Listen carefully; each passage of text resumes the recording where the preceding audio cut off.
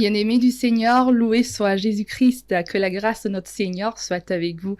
Je vous souhaite à tous la bienvenue à ce nouveau numéro de Dies Domini. Alors aujourd'hui, nous allons parler d'un thème très important dans la vie de tout chrétien. Et donc, je vous demanderai de prêter une grande attention à la lecture de cet évangile du 29e dimanche du temps ordinaire de l'année C, ainsi qu'aux commentaires de nos invités. Et en parlant d'invités, je m'en vais vous présenter ceux avec qui on va commenter l'évangile de ce jour. Nous recevons le Père Aubin Binet, qui est sur la paroisse Sainte-Famille d'Angbesito. Bonjour mon Père, comment vous allez? Ça va bien, bienvenue. Merci beaucoup. Alors, le Père sera seul avec nous sur ce plateau, mais on a un autre invité qui n'est pas là, mais qui est en ligne, que vous connaissez bien. Père Magloire Guétou. Bonjour mon père.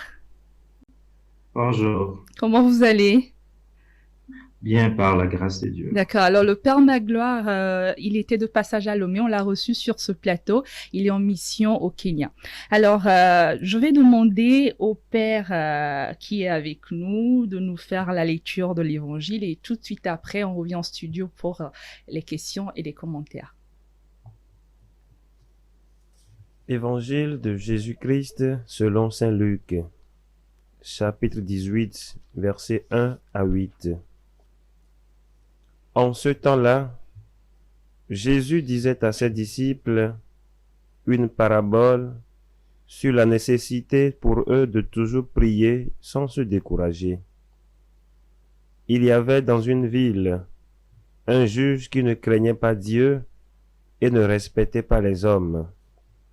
Dans cette même ville, il y avait une veuve qui venait lui demander « Rends-moi justice contre mon adversaire ». Longtemps, il refusa. Puis il se dit « Même si je ne crains pas Dieu et ne respecte personne, comme cette veuve commence à m'ennuyer, je vais lui rendre justice pour qu'elle ne vienne plus sans cesse m'assommer. » Le Seigneur ajouta, « Écoutez bien ce que dit ce juge dépourvu de justice. Et Dieu ne ferait pas justice à ses élus qui crient vers lui jour et nuit? Les fait-il attendre? Je vous le déclare. Bien vite, il leur fera justice. Cependant, le Fils de l'homme, quand il viendra, trouvera-t-il la foi sur la terre? Acclamons la parole de Dieu. Louange à toi, Seigneur Jésus. Merci beaucoup, Père Aubin, pour la lecture de l'Évangile. Alors, ma première question vous sera adressée. L'Évangile de ce dimanche commence par une parabole. Et Jésus parle de la nécessité de toujours prier sans se décourager. Avant de mieux comprendre cette parabole, dites-nous, mon Père, déjà, qu'est-ce que la prière? Merci. La prière, je dirais tout au début que c'est une forme de communication, de dialogue, une manière de parler à Dieu. C'est le mouvement de l'âme tendant à une communication spirituelle avec Dieu. Et Sainte Thérèse de l'Enfant Jésus nous dira, pour moi, la prière, c'est un élan du cœur, un simple regard jeté vers le ciel. C'est un cri de reconnaissance et d'amour, au sein de l'épreuve comme au sein de la joie. Fin de citation. Donc la prière, pour nous chrétiens, c'est une communication avec le spirituel, le divin, pour lui manifester notre reconnaissance, notre joie et notre action de grâce. Voilà. Merci. Père Magloire, est-ce que vous voudriez ajouter quelque chose? Pour vous, qu'est-ce que la prière? Ouais, je pense que le Père a tout dit. Si je peux, moi, je peux contextualiser la définition de la prière dans le contexte de l'évangile de Luc. Rappelons que ce n'est pas la première fois que l'évangéliste Luc nous parle de la prière dans ce sens.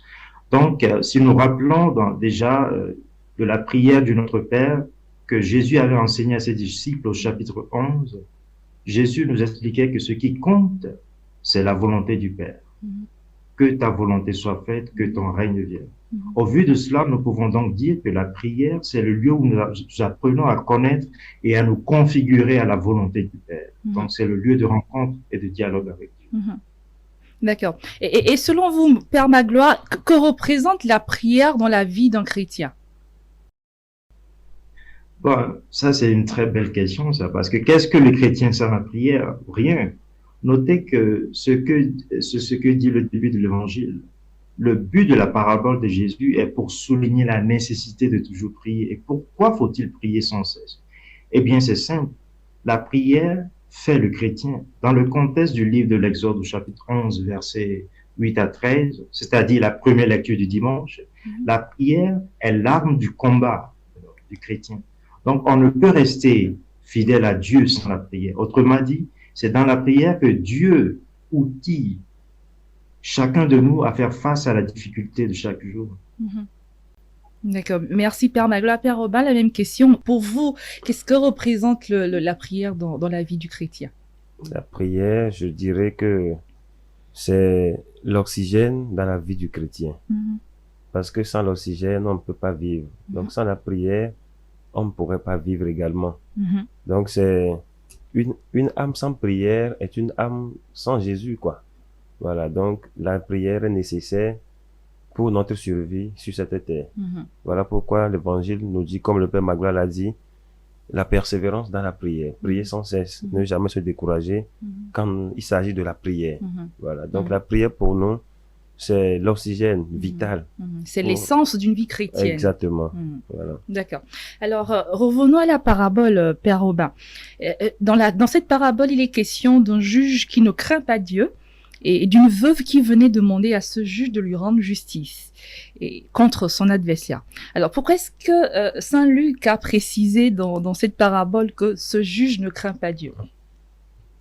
Bon, à voir les caractéristiques du juge, on dénote déjà qu'il ne craint pas Dieu, puisque lui-même l'a si bien dit dans l'évangile, même si je ne crains pas Dieu et ne respecte personne.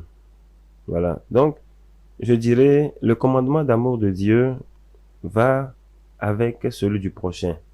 Quand je n'aime pas Dieu, je ne peux pas aimer mon prochain. Saint Jean nous le dit dans son épître. Tous ceux qui prétendent aimer Dieu sans aimer leurs frères sont des menteurs. Et donc, l'amour de Dieu nous conduit à l'amour du prochain et vice-versa. Donc, celui qui est orgueilleux, celui qui est imbu de lui-même, celui qui ne respecte pas son frère ou sa sœur qui a la même dignité que lui, il ne peut pas être digne du Seigneur. Donc, il est, comment dirais-je, il ne craint pas Dieu, quoi. Ouais, il ne craint pas Dieu. Il ne craint pas Dieu. Voilà. Mais il y a quand même des juges qui craignent Dieu. Oui, il y en a quand même, mais on peut pas dire que c'est tous les juges, mais pour qui rendent bien justice. Exactement. Il y en a qui font leur travail avec loyauté et sincérité, mais aussi il y en a aussi comme ce juge dans cette parabole. Merci. Alors, Père Magloire, la parabole nous dit que le juge rendit justice à la veuve juste pour qu'elle cesse de l'importuner. Et qu'est-ce que le Seigneur veut nous dire par là? Parce qu'on vient de parler de ce juge qui ne craint pas Dieu, mais malgré ça, il a rendu justice à cette veuve-là, mais pour lui, c'est pour que la veuve ne vienne plus le déranger. Mais qu'est-ce que le Seigneur veut nous dire par là? D'accord, merci bien pour la question. La première des choses à souligner pour comprendre mieux la parabole, c'est que Jésus parle ici d'abord en parabole. Et à chaque fois que Jésus parle en parabole, cela dit que nous sommes dans une situation qui porte sur le mystère de Dieu, que les gens n'arrivent pas à comprendre. Donc, il utilise la parabole. Donc, on pourrait se demander quel est le problème dans notre contexte ici. Notez la fréquence des mots comme juge, juste, rendre justice. Cette même racine ou synonyme revient pratiquement 6 fois. Ceci nous dit donc que nous sommes ici dans une réalité ou bien une question d'injustice. Certains exégètes pensent que cette situation reflète la difficulté de la communauté de Luc, qui est persécutée et représentée donc par la veuve dans la parabole. Donc, l'expérience nous montre qu'effectivement que devant les grandes difficultés d'injustice ou des maux de la vie, les gens se demandent où est Dieu, pourquoi ne répond-il pas? Donc, certains vont jusqu'à se décourager et à perdre la foi, justement. Donc, revenons à la question. Pourquoi citer ce juge qui ne craint pas Dieu? Et après, on le montre qui répond à la question. Donc, je pense qu'il y a principalement ici deux fonctions que joue cette caractérisation de ce juge. La première, c'est que l'évangéliste nous dit ici que ce juge qui ne craint pas Dieu et ne rend pas justice quand le mal est là. De qui parle-t-on ici? Nous parlons ici de Dieu. C'est un juge, il continue, qui tarde à répondre et qui ne répond pas. Et quand il répond, ce n'est pas pour la bonne raison, justement. Le verbe grec utilisé ici est hupopiazo, et il est utilisé au présent. Ceci veut dire littéralement que ce juge est fatigué, qu'on lui tape constamment dans les yeux. Et ce qui nous est traduit dans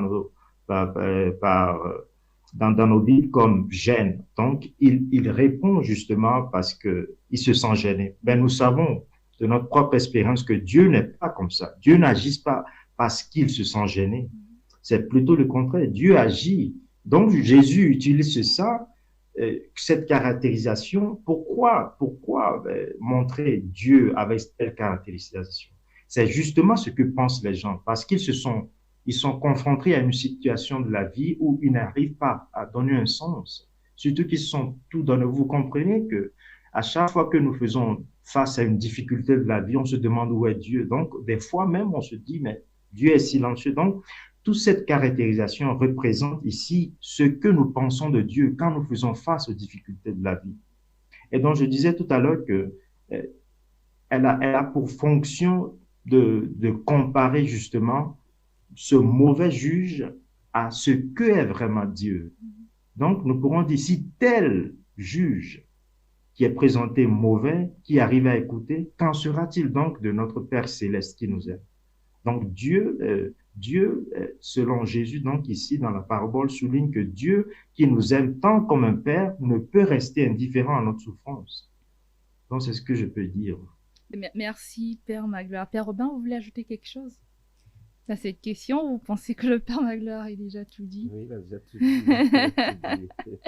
D'accord. Alors, à la fin de la parabole, Jésus dit, écoutez bien ce que dit ce juge dépourvu de justice.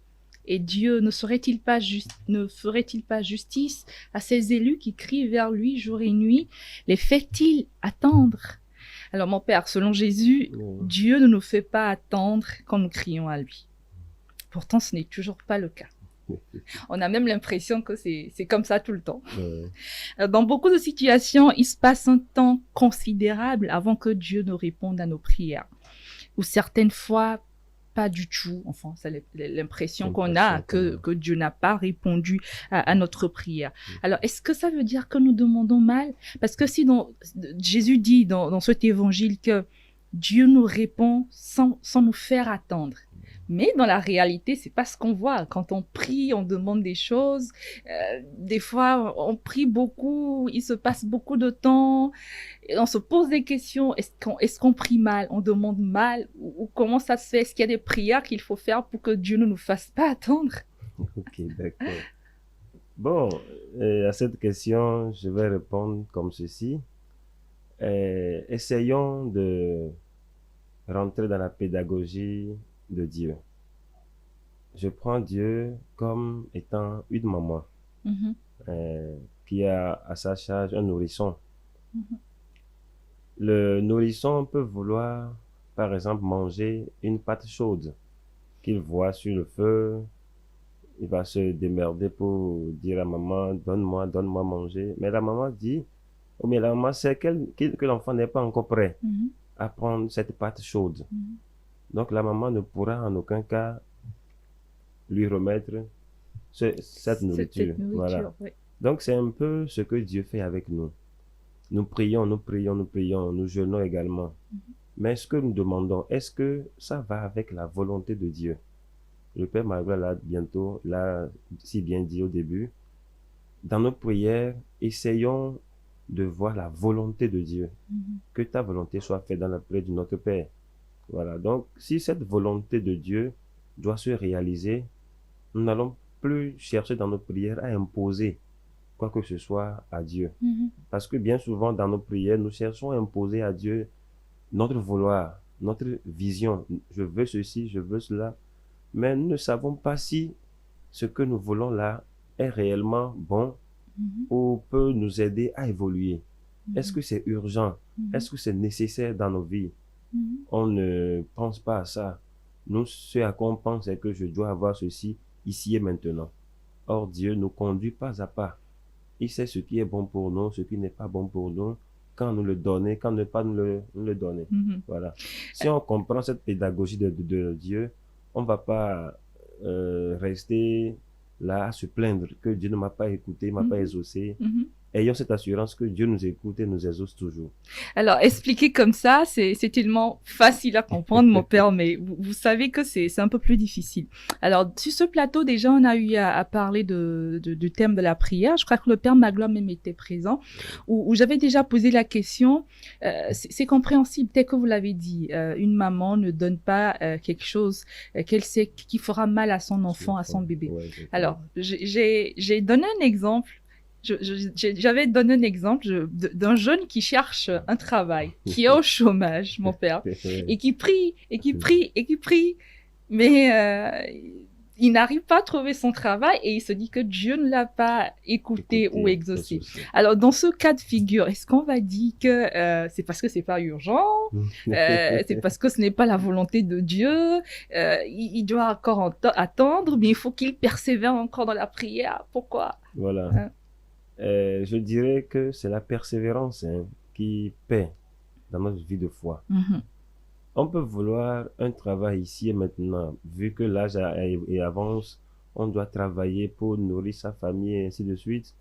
Mais est-ce que nous savons ce qui se passera dans les heures à venir? On l'ignore. On l'ignore. On peut chercher un travail, prier, et Dieu va nous l'accorder, mais à l'instant d'après, si on décède. Voilà. Donc, n'ayons pas cette prétention d'être pressés à avoir coûte que coûte ce que nous voulons. Je me rappelle quand on était au séminaire, au petit séminaire, un des formateurs nous disait de ne pas se presser pour ce qu'on aura fait toute sa vie. Voilà. Donc, ayons le temps de patienter, d'attendre le bon moment où Dieu va nous faire grâce. Et on le dit souvent, l'heure de Dieu est la meilleure. Attendons cette heure-là, même si ça a perdu dans le temps. Un jour viendra que nous allons rire aussi. Voilà. Merci Père Robin. Alors Père Magloire, je vais reposer la question peut-être en d'autres termes. Le fait que Dieu tarde à répondre, ça dérange aussi notre conscience. En fait, on se pose la question, est-ce qu'on a bien prié? Est-ce qu'il manque quelque chose à notre prière? Ou est-ce parce que je n'ai pas assez de foi? C'est des questions que beaucoup de chrétiens se posent. Hein. Et est-ce que ce sont des questions légitimes? C'est parce que on n'a pas bien prié? Vous pensez que il arrive des moments où on ne prie pas bien? C'est pour cela que Dieu ne nous répond pas. Enfin, ou bien il répond assez tardivement. Bon, je pense qu'il faut d'abord commencer par redéfinir la prière. La prière n'est pas que demander. Je pense que c'est là que le grand problème se pose. À chaque fois que nous allons en prière, nous avons déjà quelque chose de bien établi, bien défini. Et je pense que Sainte Thérèse de l'Enfant Jésus a bien défini quand elle parlait de la prière de la contemplation, quand elle dit que pour prier, il ne s'agit pas de beaucoup prier, de beaucoup parler, pardon, mais de beaucoup aimer. C'est d'abord établir une relation avec Dieu. Plus on établit une relation avec Dieu, vous conviendrez avec moi que plus on rencontre quelqu'un et on apprend à comprendre cette personne, peu à peu, on rentre dans la logique de celui avec qui nous sommes. Mais le grand problème est qu'à chaque fois que nous venons vers Dieu, c'est souvent pour demander quelque chose, malheureusement. Nous devons apprendre à d'abord communier avec lui, parce que nous avons dit tout à l'heure que ce qui fait le chrétien, c'est la prière. Donc, c'est là que nous retrouvons notre vie. Mais est-ce que nous allons dans la prière parce que nous trouvons là que c'est quelque chose de légitime pour nous? C'est là que nous retrouvons notre vie? Ou bien nous allons là parce que nous avons un problème? Je pense que c'est... Et aussi le fait que cette parabole nous est donnée, cela aussi souligne le fait que ça a été une très grande difficulté pour la communauté de Luc, justement. Et c'est pourquoi nous en parlons aujourd'hui. Donc, c'est compréhensible. À chaque fois que notre prière traîne à être exaucée, on pense que Dieu n'est pas de notre côté. Est-ce que j'ai mal prié? Moi, je dirais plutôt que donnons au moins une chance au Seigneur. Apprenons à le connaître. Rentrons dans sa logique à lui. Puisqu'il est notre Père, il ne peut jamais nous délaisser. Bien sûr. Il faut d'abord avoir cette confiance que notre Père ne peut pas nous voir souffrir. Ça, c'est la première des choses qu'il faut comprendre. Si nous avons vraiment foi que c'est notre Père à nous et que nous croyons justement à cela, nous devons savoir que même avant même d'aller à lui, il sait déjà de quoi nous avons besoin. Donc, apprenons à lui faire confiance. Ce dont il a vraiment besoin de nous, ce n'est pas que nous venions le dire ce dont nous avons besoin, mais de rentrer en communion avec lui. Il veut nous montrer le chemin qu'il faut pour atteindre ces objectifs dont nous faisons mention dans notre prière. Merci Père Magloire. Alors peut-être je vais ajouter quelque chose. Je crois qu'on en avait parlé sur ce plateau quand on a parlé de l'évangile où le Seigneur a appris le Notre Père à ses disciples. On avait dit que les premières parties du Notre Père, c'était une prière qui est adressée à Dieu pour le louer, pour le magnifier, voilà, avant que les demandes n'arrivent, de demander le pain quotidien et tout ça. Donc, comme vient de le dire le Père Magloire, il faudrait pas que on résume la prière qu'à des demandes. Voilà. Merci beaucoup, mon Père. Alors, Père Aubin, quel est le rapport entre la prière et la foi? Bon, la prière et la foi, je dirais que c'est la foi qui nous donne la persévérance dans la prière. On peut beau prier, si on n'a pas la foi véritable en Dieu, on restera là à se morfondre. Comme pour dire, j'ai longtemps prié, Dieu ne m'écoute pas, il ne m'exauce pas. Mais avec cet évangile, nous devons savoir que c'est sur la foi. C'est sur notre foi que repose notre prière constante. Voilà. Si on a vraiment la foi en Dieu, quelles que soient les vicissitudes qui se passent, quel que soit ce que nous endurons, nous allons persévérer dans la prière. Parce que nous savons et nous reconnaissons que Dieu est le tout autre. Tout vient de lui, tout est en lui, tout est pour lui, quoi. Donc, en ce sens, la foi est le fondement ou le soubassement de toute prière.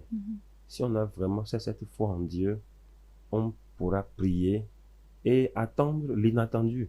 Voilà. Et Dieu fera ce qu'il a prévu pour nous. Ne devançons pas Dieu, comme l'a dit le Père Magloire. Laissons une chance à Dieu de faire ce qu'il veut dans nos vies.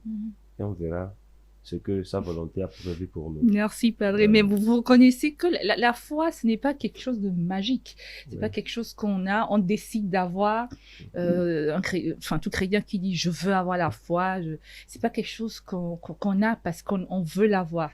Alors, comment est-ce qu'on peut avoir cette foi-là qui fait qu'on puisse persévérer dans la prière? Comment avoir cette foi? Bon, avoir cette foi, il faut une culture. Il faut cultiver la foi. C'est pas magique dire j'ai la foi. Non, on peut le dire, mais ne pas véritablement avoir la foi forcément. Donc c'est tout un cheminement pour croire vraiment en celui que nous suivons. On ne peut pas suivre quelqu'un sans avoir confiance en lui. Voilà. Donc la foi dénote la confiance que nous plaçons en notre Dieu. Et si nous avons cette confiance absolue, on pourra marcher les yeux fermés tout en sachant que c'est Dieu qui nous conduit. Et il va nous exaucer. C'est tellement beau quand vous dites ça, quand vous les prêtres vous en parlez. Et sur le moment, on se dit oui, c'est vrai, ils ont raison. Il faut qu'on ait confiance en Dieu. Et sur le champ, on se dit c'est vrai, c'est ce qu'il faut faire. Mais il arrive des situations, mon père. Il arrive des situations où on se dit oui, j'ai envie de faire confiance en Dieu, mais la situation me démontre que non, c'est impossible en fait. Qu'est-ce qu'on fait en ce moment? Il n'y a pas d'issue. Père Magloire, est-ce que vous pouvez me répondre? Il n'y a pas d'issue. Cette confiance qu'on a en Dieu, on veut bien avoir confiance en Dieu, avoir cette foi-là en disant, je ferme les yeux, quoi qu'il arrive, le Seigneur ne veut pas me voir souffrir. Ce qui est sûr, il est là, il va me répondre. Mais convenez avec moi, Padre, qu'il y a certaines situations, c'est difficile. Oui, c'est difficile. Et comment est-ce qu'on fait en ces situations-là pour avoir cette foi, cette grande foi? Ouais. Bon, je pense que votre demande même rejoint la demande des disciples il y a quelques dimanches, je pense le 27e dimanche, qui parlait « augmente en nous la foi ». Et puis Jésus a donné cette parabole sur la graine de la moutarde pour souligner que tout ce dont nous avons besoin est juste d'une petite foi. Moi, je reviens d'abord pour dire que la demande des disciples doit nous apprendre quelque chose. Augmente en nous la foi. Cela souligne d'abord que la foi, on ne peut pas cela générer soi-même. Voilà. La foi vient de Dieu. Sans cette foi, nous ne pouvons même pas oser prier à Dieu.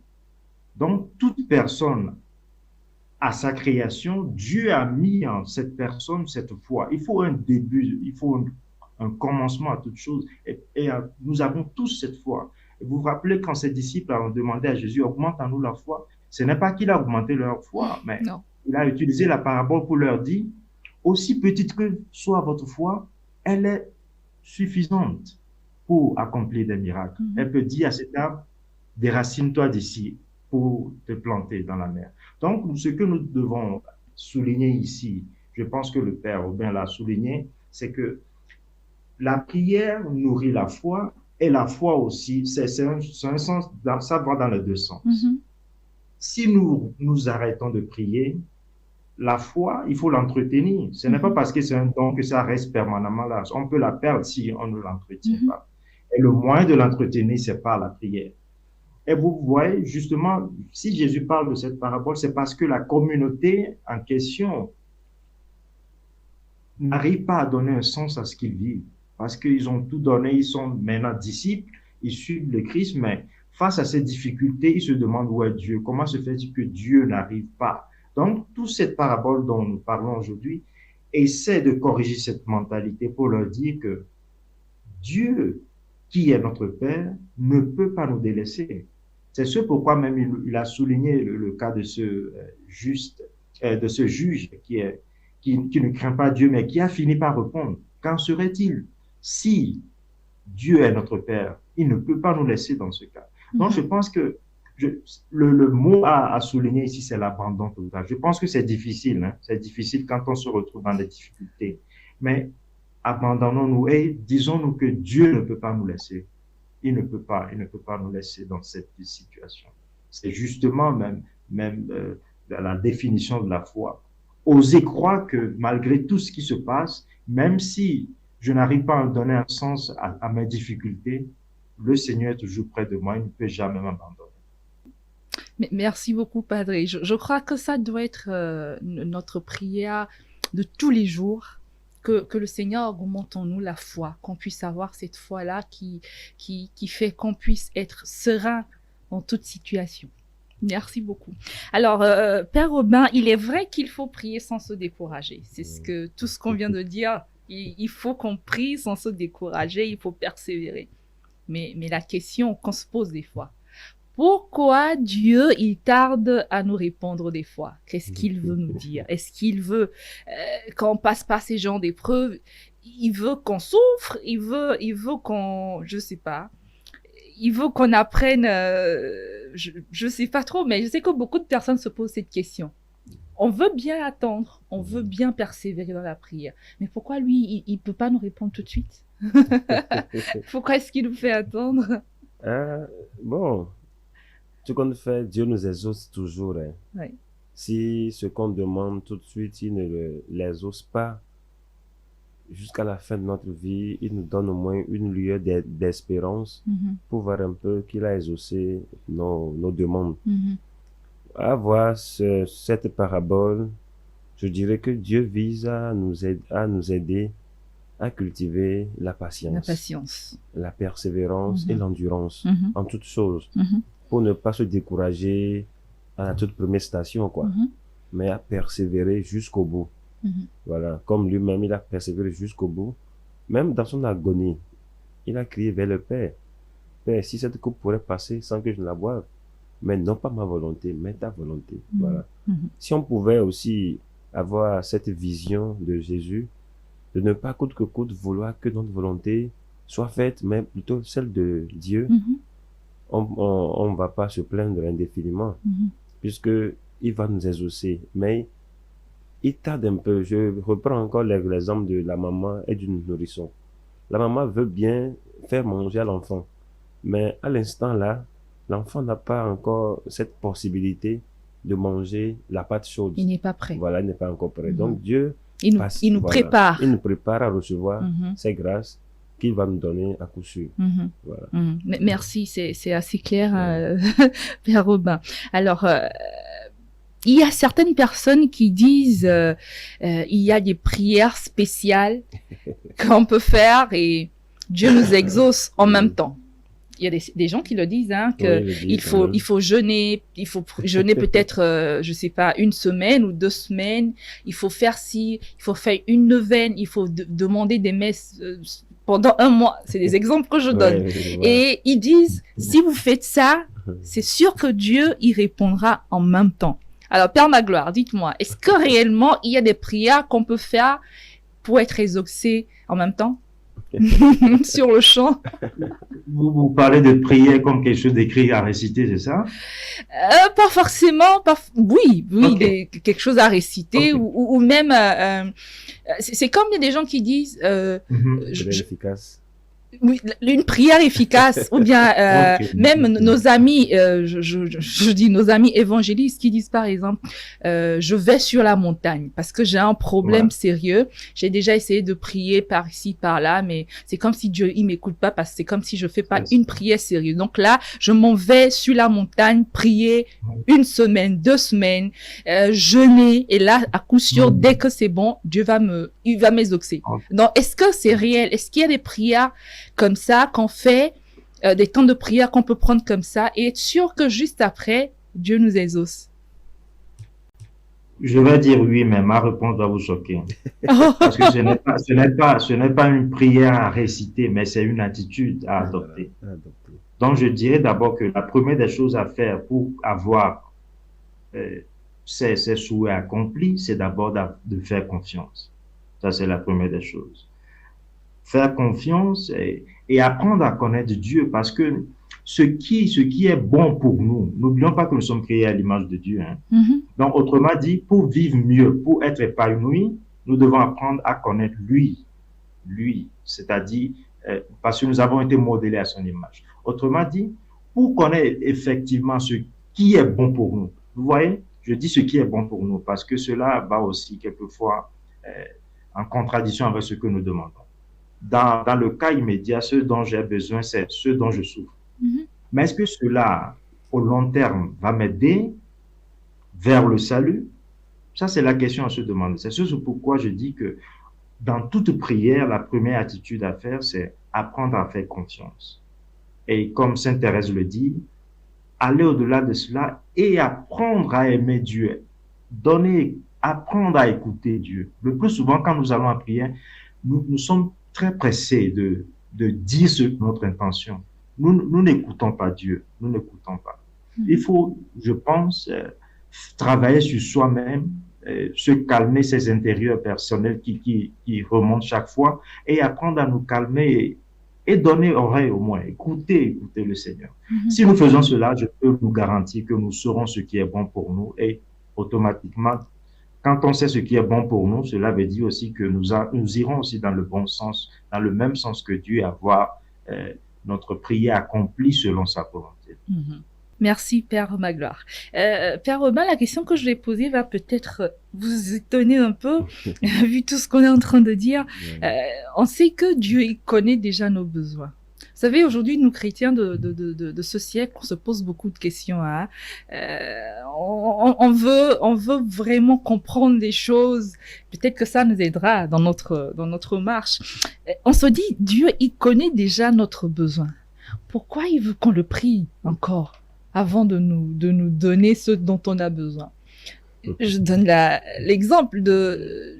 Je l'avais déjà donné peut-être d'une femme ou d'un homme qui aspire au mariage. Le Seigneur sait que cette personne ne veut pas rester seule. Il veut se marier. Mais pourquoi cette personne doit prier d'abord? Prenons l'exemple d'un couple qui n'a pas d'enfant après plusieurs années. Le Seigneur lui-même, il a dit, multipliez-vous, allez, voilà. Pourquoi est-ce qu'il faut attendre que ce couple-là, ces gens-là viennent prier avant qu'il ne leur donne ce dont ils ont besoin? Si lui sait déjà ce dont on a besoin, pourquoi le prier encore? D'accord. Ok. Et je répondrai par cet exemple. Tout parent sait que son enfant ou ses enfants ont droit à manger. Mais ils attendent que les enfants expriment le besoin d'abord. Voilà. Je prends ça terre à terre comme ça pour expliquer l'attitude de Dieu envers nous. C'est lui-même qui nous dit dans Matthieu 7,7, demandez, vous recevrez. Voilà. Il sait pertinemment qu'on doit avoir besoin de ci, de ça, mais il nous dit de demander encore. Voilà. Donc quand on demande, on insiste. Là, il sait que c'est un besoin pressant, urgent, qui doit nous aider. Et si cela est conforme à sa volonté, il nous l'accorde. Mais si c'est pas conforme, il attend un peu, il reporte juste notre demande pour un après. Et il va nous le donner. Le temps que nous soyons prêts. Prêts, voilà, à l'accueillir, il va nous le donner. Exactement. D'accord. Alors, mon Père, il arrive des fois, justement, que nous insistons dans nos prières, comme on vient de le dire, sans avoir de réponse. Alors, comme cette veuve dans la parabole qui a insisté sans se décourager, et finalement, elle a eu gain de cause. Aujourd'hui, nous, chrétiens, il nous arrive de baisser les bras très rapidement. C'est vrai, on a parlé de la foi, de cette foi qu'il faut avoir pour pouvoir persévérer dans la prière, persévérer pour attendre ce qu'on demande au Seigneur.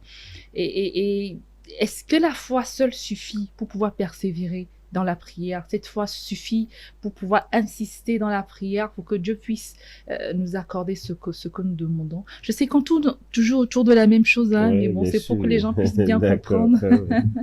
Bon, la foi, je dirais encore que c'est le soubassement, mais il nous faut aussi l'endurance, la persévérance, pour ne pas se décourager à la toute première station. Être sûr et convaincu que ce que je demande à Dieu, tôt ou tard, il va me l'accorder.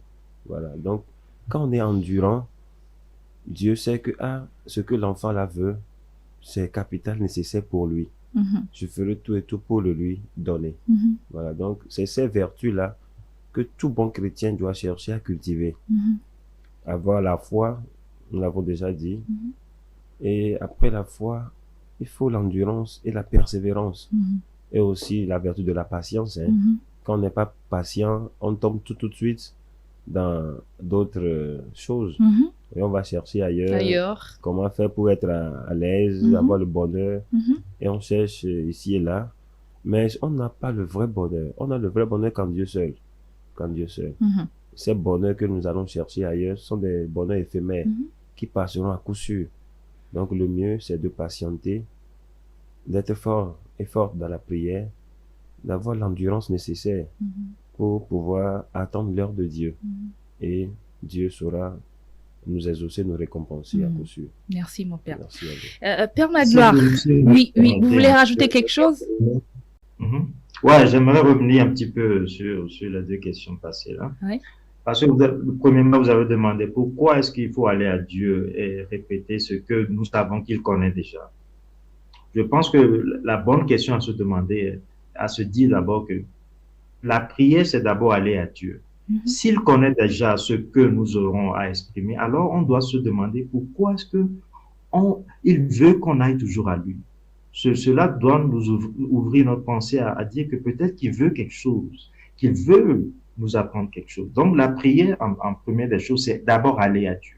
Pourquoi aller à Dieu s'il connaît déjà notre intention? vous serez d'accord avec moi que plus on fréquente quelqu'un, mieux on apprend à le connaître. Oui. Et dans certaines situations, même certains parents se disent, mais depuis quand est-ce que mon enfant commence à agir pareil? Ça veut dire qu'il apprend ça de ses amis. Autrement dit, dans la prière, ce que Dieu veut nous apprendre, c'est d'abord apprendre à le connaître et avoir une attitude. Plus on le fréquente, plus on apprend à le connaître et plus on se comprend nous-mêmes parce que nous sommes créés à son image. Donc, comme je le disais tantôt, ouais, le point que le Père a souligné tout à l'heure en disant qu'il faut aussi ouvrir la bouche soi-même et dire ce dont on a besoin, c'est vraiment important. Mais au-delà de cela, ce que Dieu veut vraiment de nous, c'est d'apprendre à le connaître. Parce que sans le connaître, nous ne saurons pas ce qui est bon pour nous, puisque nous sommes créés à son image. Pour pouvoir vivre heureux comme chrétien, on ne peut pas ne pas donner du temps pour lui, puisque nous sommes faits à son image. Donc, pour mieux vivre, nous devons nécessairement aller à lui tout le temps. Plus on le fréquente, plus on sera modelé à son image. Donc, tout va dans ce sens. Donc, je dirais que même des fois, quand on dit que la prière tarde à venir et autres, moi, je dirais plutôt que non. Laissons peut-être le temps. Peut-être qu'il est en train de faire quelque chose. Je ne dis pas que c'est facile, hein, parce que quand on est vraiment devant une situation difficile, il est très vite, on peut vite perdre la foi. C'est justement la dernière question de l'évangile. Quand Jésus retournera, est-ce qu'il retrouvera la foi sur la terre? Mais là, j'allais vous poser la question, justement. Devant les difficultés, on peut facilement laisser tomber la foi. Donc, pour nous dire que plus on va à lui, plus on aura la force de faire face à ces difficultés. Puisque à nous seuls, nous ne pouvons pas. Donc, c'est en allant avec tout le temps près de lui que nous aurons la force nécessaire pour résister au combat de la vie. Merci beaucoup, Père Magloire. C'est la question que j'allais vous poser. Vous venez d'y répondre, enfin peut-être partiellement. Je vais laisser le Père Robin continuer. Dans le dernier verset de l'Évangile, Jésus il a dit si le Fils, enfin c'est une question qui s'est posée. Est-ce que le Fils de l'homme trouvera la foi sur la terre quand il viendra? Qu'est-ce qu'il veut dire par là? Bon, en disant cela, à mon sens, je crois que Jésus veut insister sur la nécessité d'avoir la foi, quel que soit ce que nous endurons. Donc, la foi qui doit m'animer ou qui doit nous animer, doit nous aider à être persévérants dans la prière, malgré les situations angoissantes et les situations désespérantes que nous rencontrons. La foi, je dirais encore que c'est une fidélité qui dure et doit demeurer dans le temps. Donc, quand on est fidèle à quelque chose, on doit être, on doit s'adonner à cette chose pour toujours, du corps et de l'âme, quoi, de tout son être. Et je dirais encore que la foi repose dans la constante de notre prière. Donc, quand Jésus dit, quand le Fils de l'homme viendra, trouvera-t-il la foi sur la terre, c'est une invitation à nous réveiller pour avoir cette foi. Non pas que nous n'avons pas la foi, nous l'avons déjà, mais est-ce que la foi persévérante, nous l'aurons encore? Voilà, parce que quand nous suivons un peu la pédagogie de Christ et de Dieu, il semble tarder à répondre à nos appels.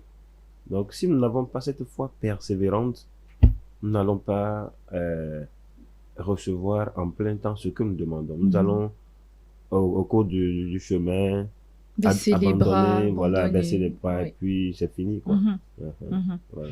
Merci, Père Robin. Alors, ma prochaine question, je crois qu'on a déjà répondu à cela. Je voulais demander, à part la persévérance comme condition, s'il y avait d'autres qualités pour que Dieu réponde à nos cris de détresse. Mais je crois que vous avez parlé de la patience, en plus de la foi, en plus de la foi qui est le soubassement, il faut la patience, l'endurance et la persévérance pour que nos cris de détresse soient entendus par le Père et voilà et qu'il puisse nous répondre. Merci mon Père.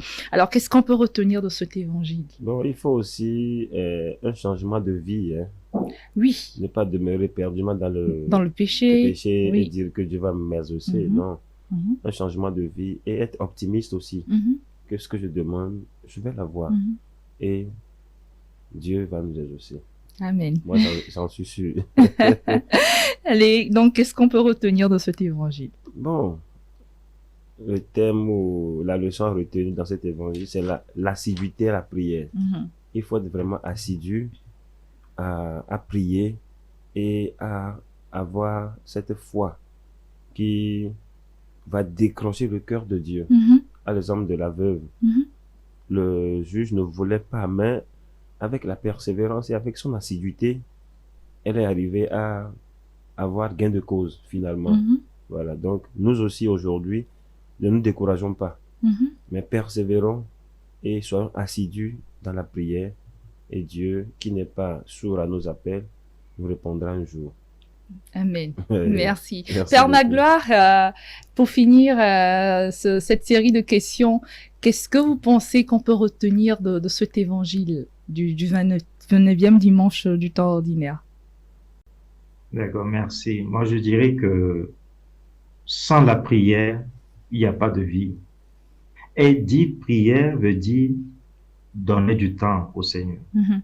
Je pense que sur toute une journée, combien de temps est-ce que je prends pour essayer de comprendre le Seigneur, pour essayer d'apprendre à le connaître, Mhm. pour qu'il m'aide dans toutes mes difficultés de chaque jour. Vous voyez, tout à l'heure, la question était, quand le Fils de l'homme viendra, trouvera-t-il la foi sur la terre? Si je ne donne pas du temps au Seigneur, comment est-ce que je m'outille pour faire face aux difficultés de la vie? Donc, sans la prière, il n'y a pas de vie. Donc, pour avoir la vie, il faut donner du temps au Seigneur. Merci infiniment, mes pères. Merci, Père Aubin, d'être passé sur ce plateau. Merci pour vos commentaires. Merci, Père Magloire, depuis le Kenya. On a été très ravis d'avoir conversé avec vous. On espère que prochainement, on pourra vous regarder directement pour pouvoir vous poser nos questions. Merci infiniment pour vos commentaires.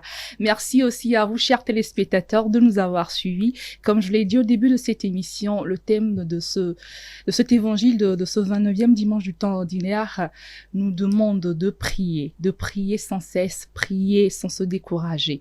Et comme l'a dit nos chers pères, la prière, ce n'est pas qu'une demande, c'est une connexion à Dieu, c'est pour pouvoir connaître Dieu et connaître sa volonté pour nous.